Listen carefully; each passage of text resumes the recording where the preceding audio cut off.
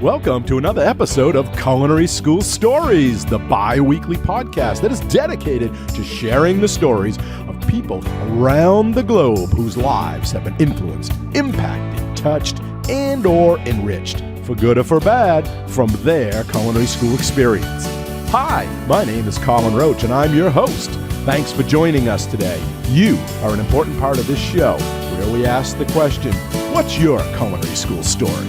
So now, without any further delay, let's meet today's guest. So my guest today is Halie Wallace. It's such a pleasure to have you on the show today, and I want to start right out by saying welcome and thank you for joining us and sharing your culinary school story. Hi, thank you. Good to be here, Chef. Good to see you again. Thank you for having me. Yeah, no problem. So let's start right out with our first question. You went to the Johnson & Wales University's North Miami campus. What inspired you to go to culinary school or drove you to culinary school, and why did you pick that specific school and campus? Well, I'm really glad that you asked that. It's a really good question because that's actually these days is how did you become a pastry chef? I said, oh, that's so cool. How did you get into that? Like, how do you even go about that? And I just explained to people when I was a little girl, and when you have to grow up and make a decision in life, which way you want to go. Even when I was a little girl, I was baking cakes and cookies and things with my dad in the kitchen. And that always stuck with me. And I'm a very hands-on physical person. We all have different types of identities. We all have like critical thinking where some of us have strengths and weaknesses in different places. But I'm always very hands-on type of person. So I always knew that my career would be something that was very hands-on already. And then when I started getting into middle school, where all these cake shows started coming out, like Cake Boss, and like, oh, that's when the Food Network exploded with all these dessert shows. And I just started getting into it. I started taking classes. I took my first class at Michael's for beginner cake making. And I've been doing cakes out of my house for the past 12 years now, long time. And I have a portfolio filled with cakes, but I knew that I always wanted to go to culinary school, and that was it. And I sat down with my dad one day and I explained to him, I said, I'm sorry, Dad, I'm not going to be a lawyer like you. I'm not going to be a teacher like Uncle Greg. I'm not going to be a real estate agent like Grandma. I said, I want to be a cook. I said, I'm going to be the only cook in the family. And he totally supported me. My mom wasn't really supportive at first, unfortunately, but she actually is. She's actually super supportive now, and she's just incredibly proud of me, which makes me proud of myself. And so he told me, we did some research together, and he told me, he said, I know exactly the place that you need to go to. He works in Miami, and he always goes to Johnson & Wales. And sometimes he just stops by there to go and eat in sometimes. And he sees all these professional students walking around outside. He says, Halie, you need to go to this place. So I stopped by there the other day again just to get a brochure. I signed us up, and we're going to go to the orientation. Wow. He says, these guys are such go-getters. You should see them, Halie. They're out there. They have their uniforms on. They're clean. They're pressed. He said, these other kids in college, some of them are just losers. These kids are jet setters. You need to go be with these guys. These are the professionals. This is what you want to do. You're going to make you do it all the way. So we went to the orientation. We ate all the food. My dad fell in love with it. I fell in love with it. And the rest is history. Wow, that's great. What a story. Yep. But I went to the Miami location because obviously it was a bit more convenient for me here. And in-state registration and everything as well for Florida prepaid help. It just was money issue, not issue, but it was just money that reason why I went to the North location. And then I was closer to home too. Yeah. But for students out there, I honestly, that is something that I kind of regretted, is staying in my home location. If you could, I would definitely suggest going to another location. I've been doing some traveling, and we'll get into that later. And I wish I had done it sooner. I was actually really scared to leave home, but I had to at some point, and we'll discuss that later. And I'm so glad I did. And I wish I would have done it sooner because it just opens your eyes and it shows you feel like the world is so big, but the world really isn't that big. And there's so much you can learn from it. Let's think back to that first day campus. You signed up, you're registered, you're ready to go. How did you feel? I mean, probably nervous, excited, and what do you wish you had known before you had started? What I wish I was super nervous, and I was super excited. I was nervous because I didn't want to fail, but I was excited because I was going to get to try it. And what was the second part of the question, Chef? What is it that you wish you had known, like before you went to school? Like, had you known before, it might have made you better prepared? Yes, that's a great question. What I should have known before I went to school, what I wish I would have known. I really wish that I would have known that even if I didn't go to a prestigious culinary school, even if I went to a regular culinary school, even if I didn't go to culinary school at all, I could still be a pastry chef. I could still be a culinary person. I've met tons of people in the kitchen that have done it on their own, and they are just as good. Going to culinary school, it gives us a bump up, and it really creates you and molds you into an awesome chef, obviously, but you don't need to feel pressured to go to culinary school if this is what you really want to do. Obviously, if you can't afford it and everything, don't feel like this is the end. Don't feel like if I can't go to culinary school, I can't do this. But I didn't know that, but I'm still glad I went to culinary school. Good. Looking at culinary school, now that you've had some time, been out of school, you can reflect, you get, perspective. What was your best class and what was your worst class? The best class and worst class. Oh boy, that's a good question. So, one of my best classes, I feel so bad. What's the teacher's name? He does the professor's name. He has the glasses and I think it's Professionalism 101 or something like that, but I always remembered him. He brought in the owners of Moe's that one time to give us a speech. Do you remember him? Do you remember that? What did he teach? What was the class? I think it's professionalism, but I can't remember his name. It starts with an M. I can't remember his name. He has like a mustache. He has glasses. Moskwa? Yes! Yes! You remembered. It started with an M. You got it. Yep. Moskwa. Oh my gosh. So Professor Moskwa. Michael Moskwa. Moskwa. Okay. So Chef Moskwa, I will never forget his class because he just really taught us a lot about, you're in school a lot, you learn about things that, you're just never going to do in the real world or ever going to see or hear and things like that. He was always about what you're going to see and actually do all the time, just like you do, Chef. But I really got in tune with his class the most because it was about professionalism and different types of leaderships and things like that. And I thought that was really important because eventually in the kitchen, you're going to have to be a leader. A lot of it is teamwork, but you're always going to eventually find yourself in a position where you need to lead at some point. So you need to be ready for it. And I found myself in a couple of those situations already.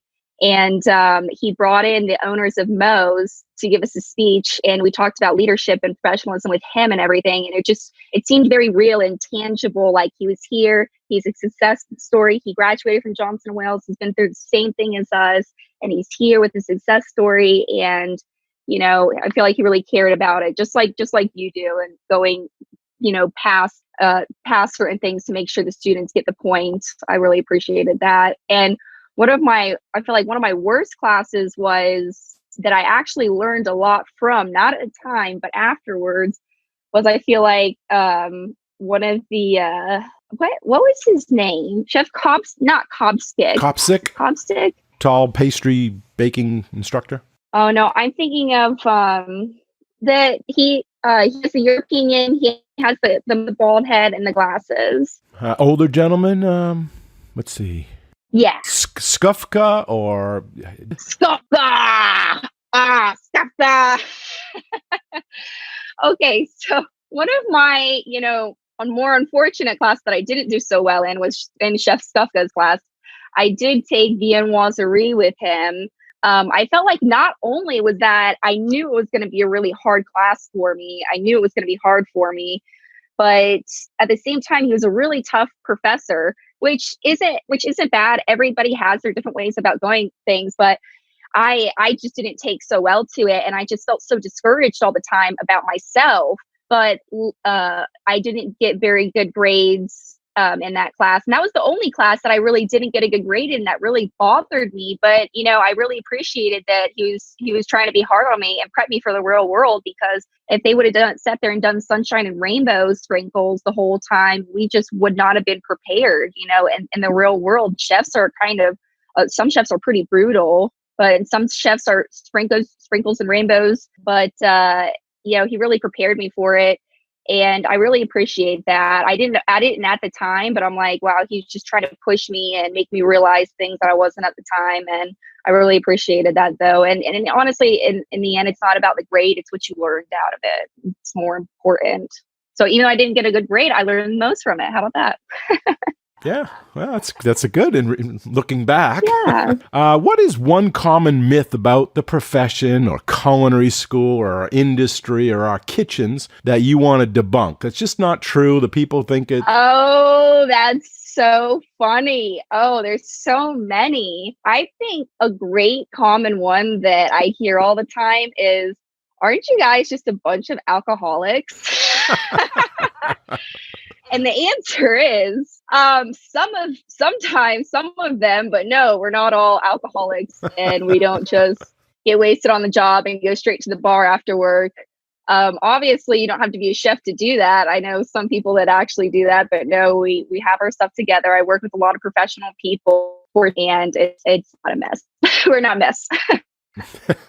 Awesome. What advice would you give someone wanting to pursue a career similar to yours that wanted to, maybe go to culinary school or get into this, the kitchen, the food service industry? That's a great question. I would recommend for people who are pursuing a culinary degree to first look into all the facts, do a lot of research first.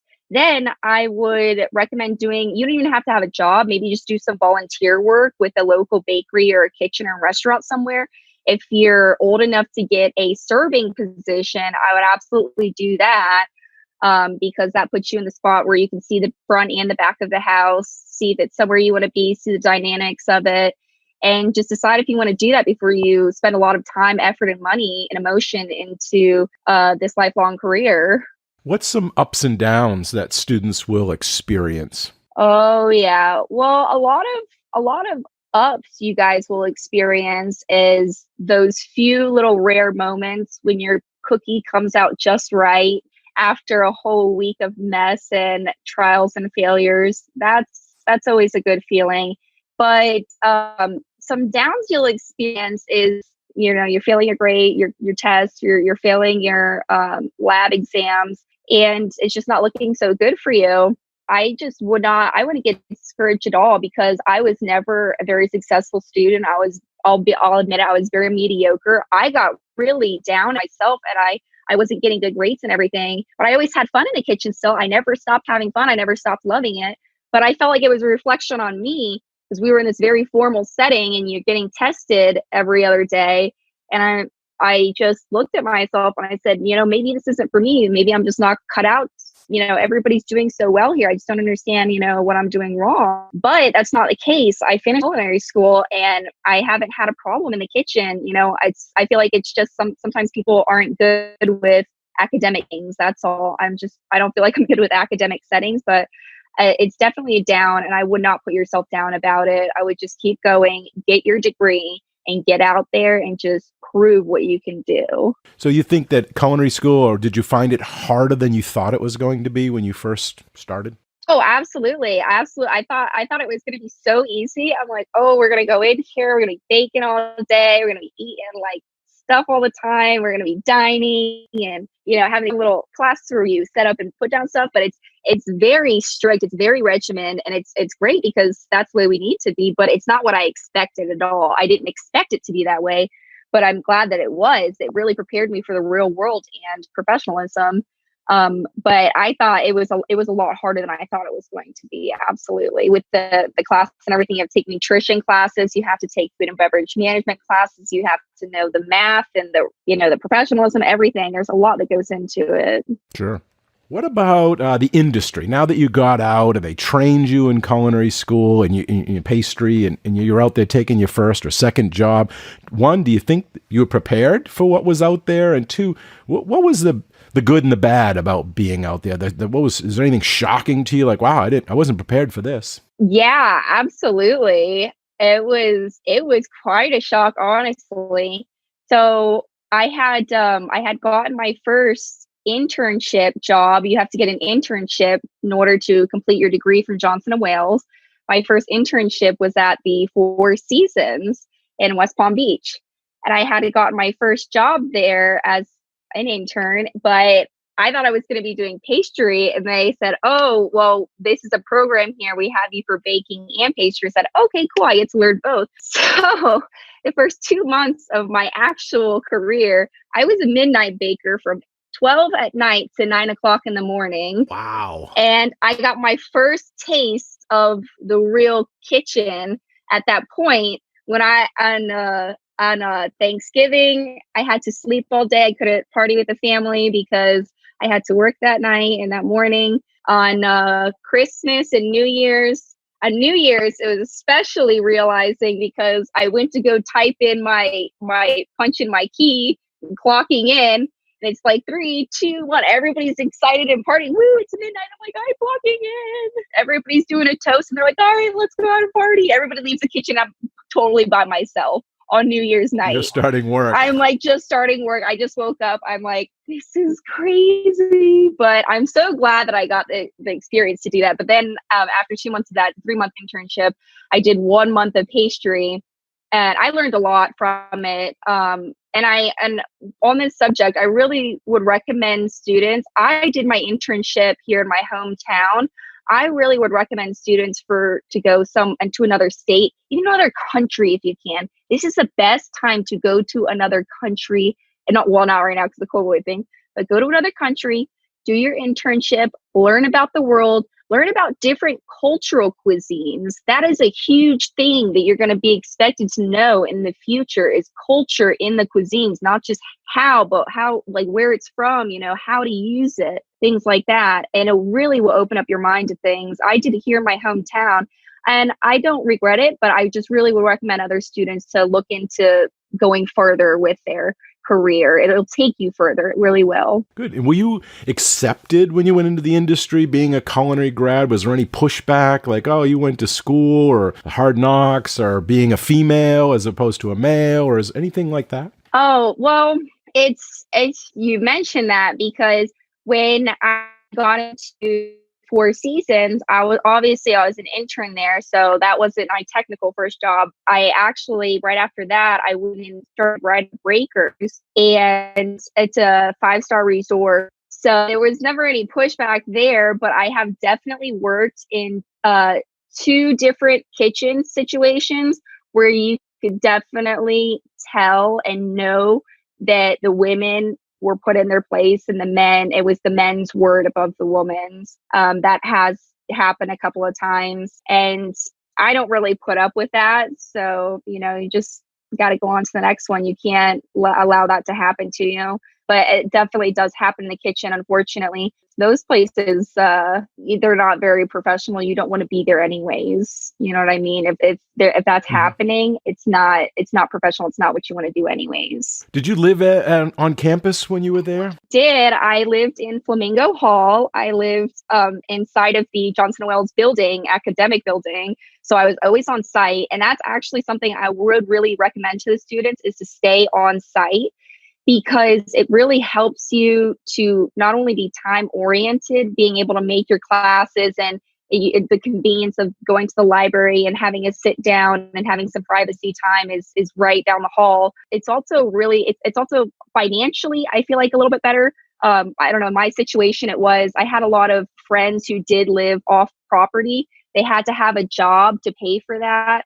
They had to have a car to go off and on. And some of them didn't even have a car. They walked 1.5 miles every day to and from the school just to go to school. And we would be in class for like 7 hours, 8, 10 hours, sometimes in a day. And they walk all the way back home. And they didn't turn out as successful. They're and some of them aren't even doing culinary anymore. I just feel like it sets you up in a better place. You're set up in a better situation to succeed if you stay on campus. But if you can make it work off campus, you have a car, you're financially good. I don't see why not then. And if you're time oriented, then that's fine. But it really helped me. I just rolled out of bed. I went to the downstairs seat and to class. I was never late. It really worked out for me. Yeah, maybe give a little bit more specifics. Like any stories about the dorms, about the meals, other than the academics that the listeners out there, like what is the social life like when you're on a campus? Oh, chef, I don't know if you can handle a social life. I don't know if it's an appropriate topic for the interview. Well, keep it G-rated, but yeah. Let the listeners know about, besides academics, besides lab, what happens if they move to the social life about it, and tell them social scene, dating, I don't know, homecoming, all those games, sports, anything like that you want to share that. Yeah. So when I went to Johnson Wells and I was staying in the dorms, I did quite a bit of my time hanging out off of campus. Hanging out on campus, I would hang out with a group of my girlfriends. We would hang out anywhere. We'd hang out in the library sometimes, or just in the common areas. We meet up in the chow hall. We would go hang out at Mario's Pizza. That was our little shindig. We did go to a couple of Cuban places, which were our fun eating spots.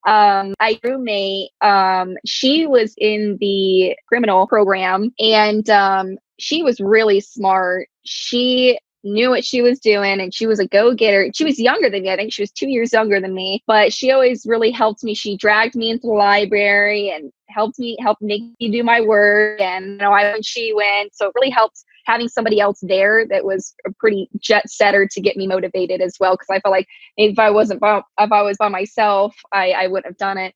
But we did go to hang out at Mario's a lot. We went and did fun festivals in Miami. We did one time they had the Red Bull premiere show games there in downtown Miami, and we went to that with a group of our girlfriends. That was a ball, and they throw all the different things off the boat into the water, all the different statues and creations that they made. So that's always really fun. Miami's a great nightlife style place. I was always going out and doing things at nighttime, going to local places. I was 21, fortunately. So I was always hanging out at Bayside, taking my girlfriends down there.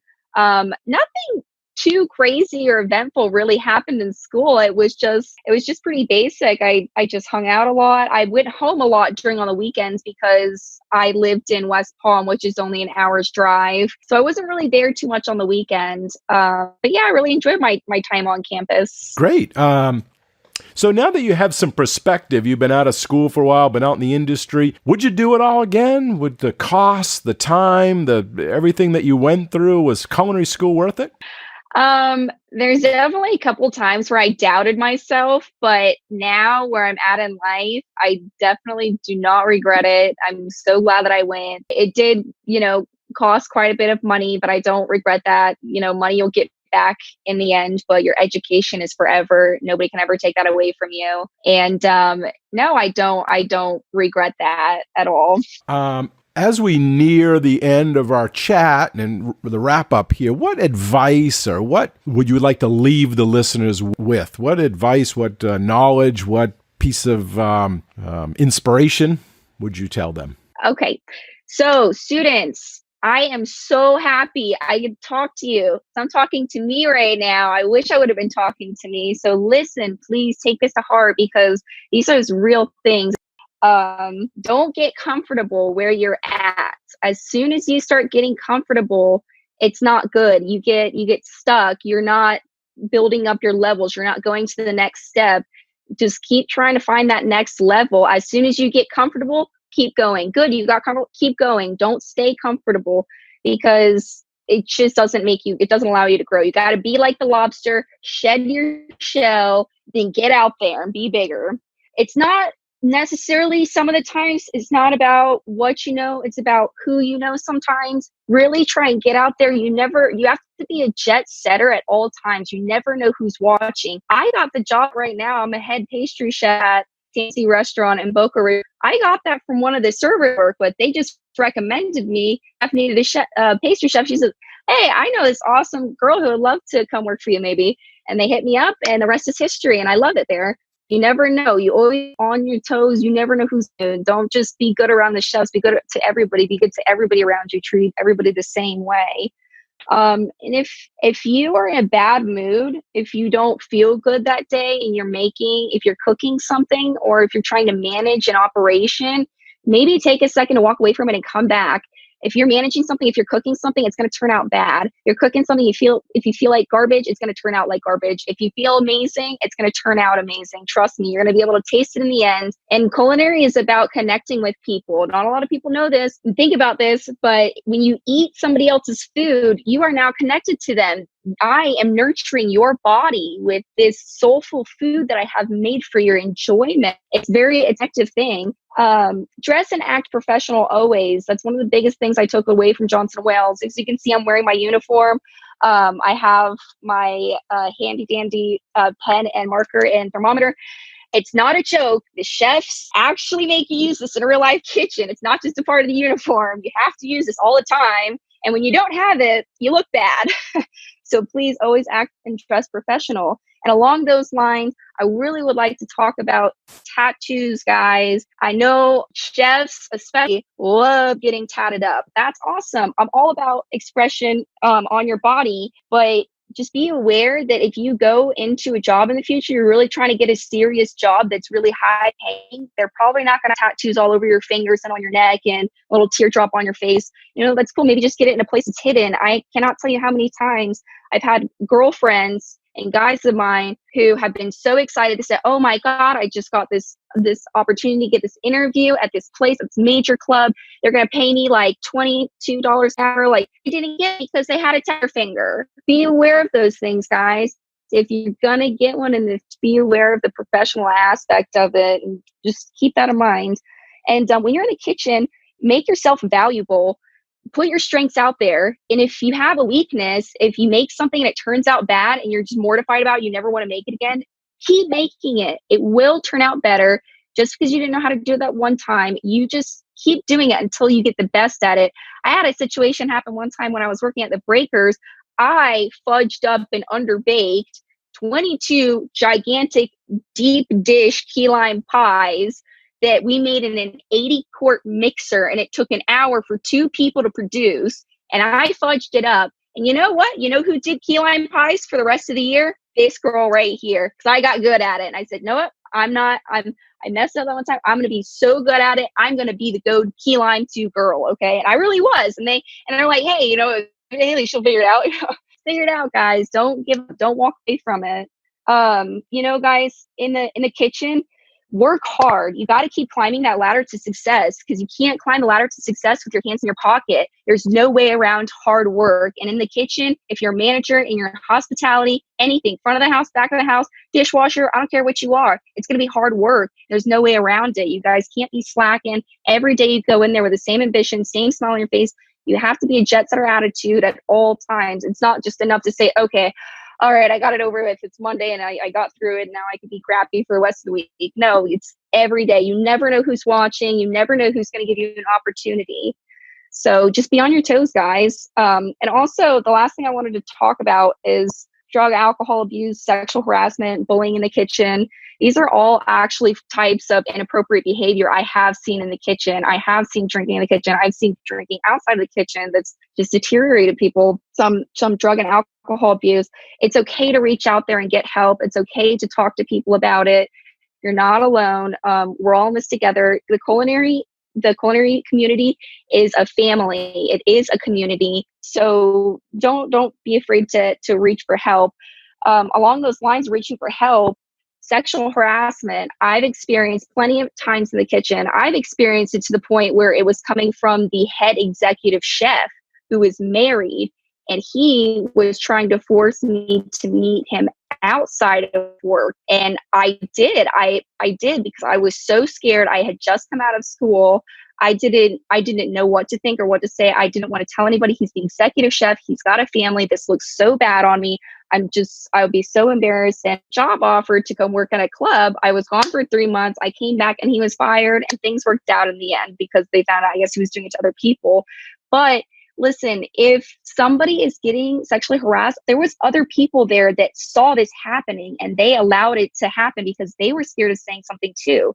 And it was wrong of me to not say anything about it, because when I had gotten back to the place, they had told me a whole bunch of these girls were getting harassed, and I probably could have saved them from all this inappropriate behavior myself. So in a way, I feel guilty that I didn't say anything. But at the same time, you know, people saw what was going on, just say something and just don't do it. If you're in a manager type situation, if you're in the back of the house, the front of the house, it's bad and not bad. If you have to wait until everybody walks out of the room for you to say something to this one person because in your mind it's inappropriate, You shouldn't be saying it. Keep it professional.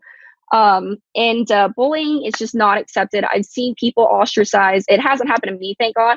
But people have ostracized other people in the kitchen due to race and gender and things like that, and self-identification. And it's totally inappropriate. I totally stuck up for those people, and it didn't happen anymore. But you really need to come together as a community and stick up for each other. That's not right. Nobody wants to come into work and work that way. And even in school, no bullying, nothing like that, guys. Just keep it professional, keep to yourselves, and everything's going to be awesome. Yeah, and if it's happening to one, it's probably happening to more than one, like you mentioned with this harassment from the chef. So you can just assume they're probably doing it. Exactly. And exactly. You have to think about more than yourself. It's more than yourself. If it's happening to you, it's happening to somebody else. So get out there and say something. It's a real thing. I just want people to know, because when I was in school, we had briefly talked about it. We had briefly mentioned the chapter. You know what I mean? Do it. It happens. But if you see it, say it. It actually does happen in the kitchen. Don't be scared. Really just tell the boss. Because in the end, it's just the right thing to do. You're doing wrong by other people as well if you don't. Where did this chef want to meet you? Like at a restaurant, a club, or something? Yes, he would say things like he would catch me when I was by myself. I would work the restaurant line I think it would start from when the restaurants opened at 5 o'clock, the nighttime restaurants. From 5 o'clock on, I would get into work at 3. I would prep for 2 hours in the kitchen. I would take all my stuff upstairs to the restaurants, the dessert line, where I'm totally by myself, in this room by myself. And he would come and find me, and he would tell me oh, hey, you want to go hang out, blah, blah, blah. And I'm like, no, I just really don't feel comfortable about it. Or I would make up an excuse saying, oh, I'm doing something. He's like, oh, well, how about the next day? And I'm like, no, I'm doing something. He's like, oh, well, you're just a flake, whatever. I guess you don't care about this place. And he would just be being very, he was involving my career with it. He's like, oh, well, I guess you just don't, care about family here. And, he was just making it very personal for me and my career and everything. And I had just started there. I just came out of culinary school. Not right out of culinary school. I wasn't at the Breakers, but I was just so embarrassed, and I didn't know how to handle it, but I should have said something to the head executive chef.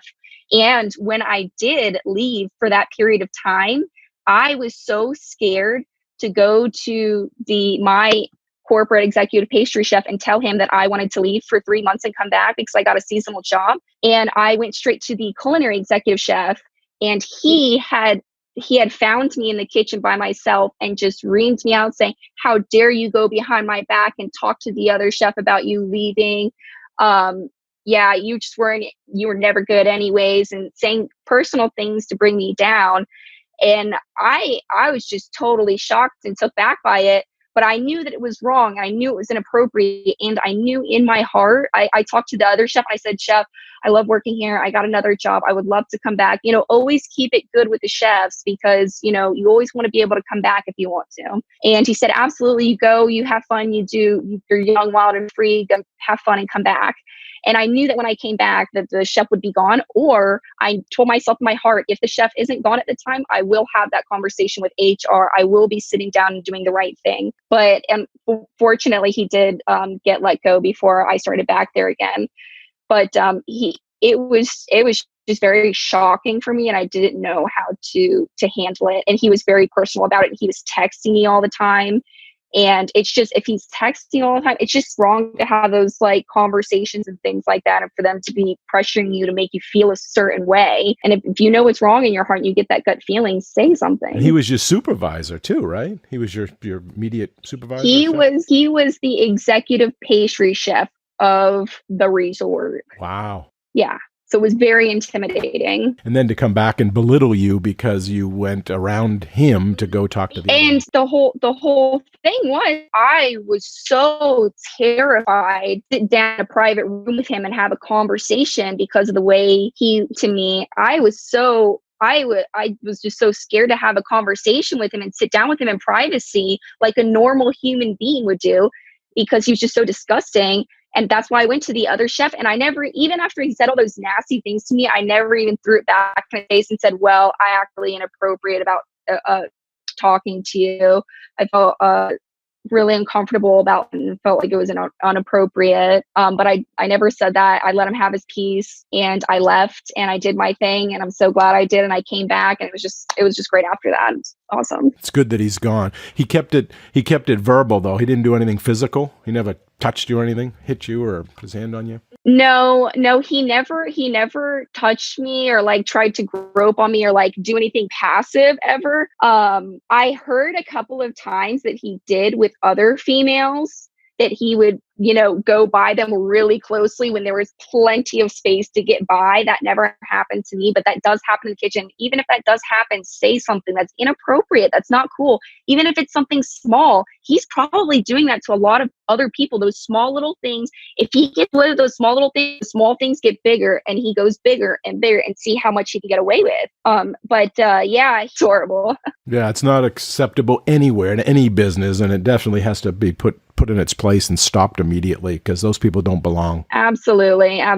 But please say something if you see something, even if it's small and you feel like you're over exaggerating. You're probably not. It's better just to say something and be on the safe side.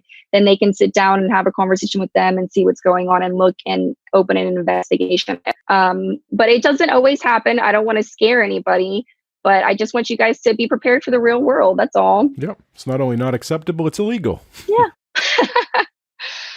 Is there a question I should have asked that I didn't? If you were in my shoes asking the questions, would you have asked yourself a different question or something that last minute you want to share?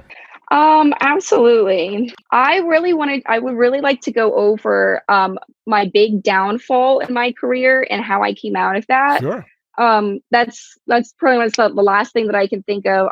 So one of my biggest downfalls in my career was I had worked at my internship at the Four Seasons. So I was doing school. I started work right away.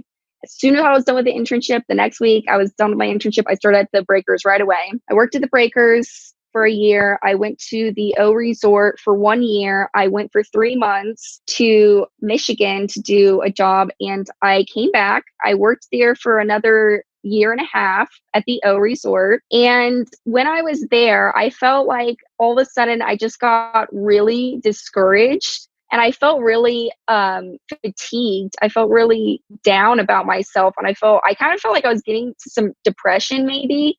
And I felt really unsure of myself, because not only did I not self a break at all, I didn't take any time off. I wasn't giving myself any break from the kitchen.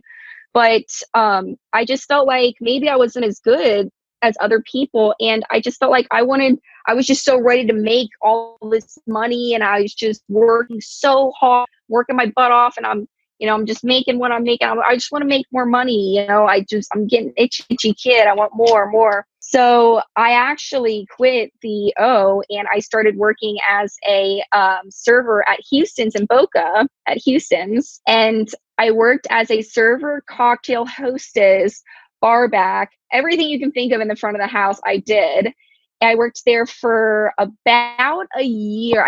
Maybe it was just a little over a year. And I was just kind of in this rut. I had started medical classes because I felt like maybe I wanted to be a medical assistant. I just wanted to try something different because I was really intimidated about the whole culinary thing. So I was doing medical classes and I was working for 6 days a week at Houston's. And I just kind of found it really miserable after, the 7th month. I'm like, I'm not enjoying these medical classes. I don't think this is a thing for me. I kind of just wanted to be serving so I could make good money and have set hours, go in and leave on the set hours, and just make good money and not have to worry about my product, anybody running out of cookies, things like that. So I just didn't want the whole worry. So I was there kind of in limbo doing my thing, trying to figure it out. And I just felt like when I get that opportunity, when I see it, when I know it, I'll know whenever it's time to make the move. So one day I was hanging out at home. I had received a phone call from a Boca number. I answer it. I said, "Hey, this is Halie Wallace. How can I help you?" And it's my now executive chef, Brian. And he says, "Hey, I heard that you're a pastry chef and I need a pastry chef." I said, "All right, I'll come in and take a look." So I come in and he explains to me that I'm going to be working by myself doing the events, parties, the full menu, holidays, and everything by myself as the pastry chef there for Tanzy Restaurant in Boca Raton. So I say, "Okay, great. Wasn't really planning on back into this. So we really got to work out something good here, So we worked it out and I started there, and just so good I started back up again. That was my opportunity to get back in the game. And I've just been so happy with it ever since. And I felt like I finally found a place where I can do my own thing and I can do somebody else's thing and I can learn from all these people and help all these other people. So now I have all this responsibility in the restaurant as of now. I'm covering the sous chef's days off. I'm working the expo line. I work the salad line. I work my dessert line. I do anything they need me to do. And I'm really glad that I got that second choice, because it really opened up my eyes. And I feel like if I didn't get that second choice, I don't know where I would be now. But I was definitely on a steeping down path, and it wasn't looking good for me. And I wasn't very happy with myself and what I was doing. And finally, I had an opportunity come to me. And even if you don't have that opportunity come to you, I feel like just don't give up. Just don't give up. So just keep going. Whatever you want to do, please make your goals realize and achieve them. You will get there. Sometimes you got to get re-inspired. You have to do something that brings that creativity back. Exactly. I just felt so depleted. I was working all the time, and there was all these amazing people around me, but I'm finally in a place now where I found my niche. I'm like, I got it. Like, they come to me, they ask me to do all of the corporate specials for iPick.